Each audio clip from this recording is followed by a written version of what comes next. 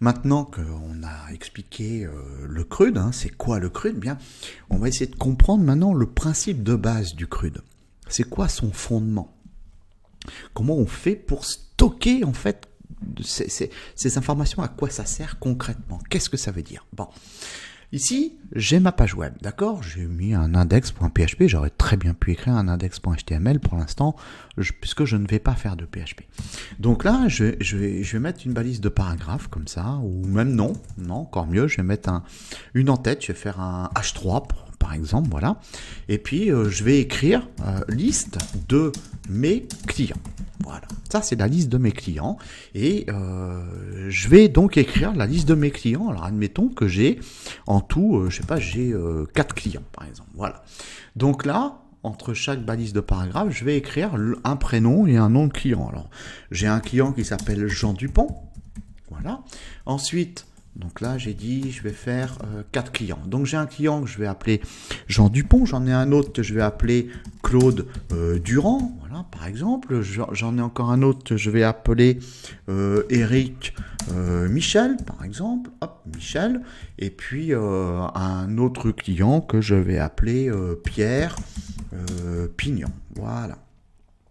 Comme ceci. Bon. Alors là, ça y est, je viens d'écrire une liste de clients. Donc là, si je vais sur la page web, je vais actualiser. Donc j'ai liste de mes clients, Jean Dupont, machin, et là. Bon, mes clients, ils apparaissent là. Très bien. Par contre, qu'est-ce qui se passe? Si demain, j'ai un nouveau client, comment je fais? Si demain, j'ai un nouveau client, ça veut dire que il va falloir que j'aille ouvrir mon éditeur de texte et puis écrire le nom de mon nouveau client. Donc hop, je remets une balise de paragraphe, voilà, et je vais mettre un nouveau client. Alors je sais pas, je vais l'appeler, j'en sais rien moi, Jules Dufort. Allez, hop, Jules Dufort. Donc ça c'est mon nouveau client, voilà. Donc là, tac, j'ai écrit mon nouveau client. Bon, d'accord. Par contre, ça m'oblige à ouvrir mon éditeur de texte, à modifier mon fichier, puis à partir avec un client FTP et à envoyer le nouveau fichier sur le serveur, hein, de façon à ce qu'on puisse consulter la liste de mes clients, si toutefois je souhaitais qu'on consulte la liste de mes clients. Et puis si je me suis trompé, c'est pas Claude Durand qui s'appelle. Ah non, c'est pas Claude Durand, c'est Gilles Durand. Ah bon, alors je réouvre mon éditeur de texte, j'ouvre mon fichier, et puis je vais chercher, alors Claude Durand, d'accord? Donc c'est pas Claude, son prénom c'est Gilles. Ah bon, alors hop, je mets à jour, je prends mon client FTP, paf, j'envoie mon nouveau fichier en ligne, et puis comme ça, si un internaute revient, tac, il verra, voilà, maintenant c'est le client, il s'appelle Gilles Durand, il s'appelle plus, je sais plus que Claude, je crois, Claude Durand, bon, peu importe. Bon. Ça, c'est pas du boulot. On va pas s'amuser à faire ça. Et qui plus est, les clients, eh bien, c'est moi ou c'est eux qui s'inscrivent, par exemple. D'accord? Ça peut être eux qui s'inscrivent, mes clients, sur mon site. Voilà, je peux très bien avoir un formulaire pour qu'ils puissent s'inscrire. D'accord? Donc j'ai un formulaire, j'ai un client qui s'appelle Jean Dupont, je lui demande quel est votre prénom, quel est votre nom. Et ben, il va m'écrire mon prénom c'est Jean, mon nom c'est Dupont, paf, validé, hop, et puis il va falloir que je récupère cette information-là, il va falloir que je la stocke. C'est ça le CRUD.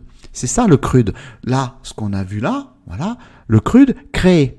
Donc là, vous voyez que là, j'ai créé un nom, d'accord, j'ai créé un client, mais je ne l'ai pas stocké quelque part, il est juste écrit dans mon fichier là. Si je voulais répéter la liste de mes clients ailleurs sur mon site, il va falloir que j'aille rechercher tout ça, vous voyez, il va falloir que je le copie, hop, et puis que j'aille le coller dans une autre page qui ferait référence à mes clients, si toutefois je voulais le faire. Et qui plus est, si j'ajoute un nouveau client, il va falloir que j'aille aussi ajouter ce nouveau client sur les autres pages, d'accord? Si je demande à aller lire les lire, c'est exactement ce que je viens de vous dire. Si je demande à les modifier, si je modifie comme je viens de faire là, parce que si partout sur mon site j'ai écrit, il s'appelle Claude, j'avais écrit qu'il s'appelait Claude Durand, puis en fait non, c'est Gilles Durand, donc hop, il faut que je récupère ça, je fais ce CTRL-C, puis hop, CTRL-V sur toutes les pages où je fais référence à ce client-là.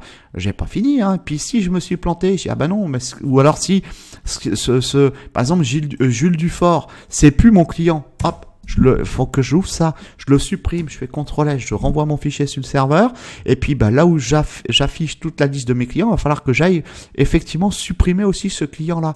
Donc là, vous avez vu, ça va faire un travail un petit peu fastidieux. Pour m'éviter ça, ce qu'il faut, c'est que je stocke cette information, que je stocke le prénom et le nom du client quelque part. Et donc ça, je vous propose qu'on voit ça ensemble dans la vidéo suivante. Je vous remercie pour votre attention.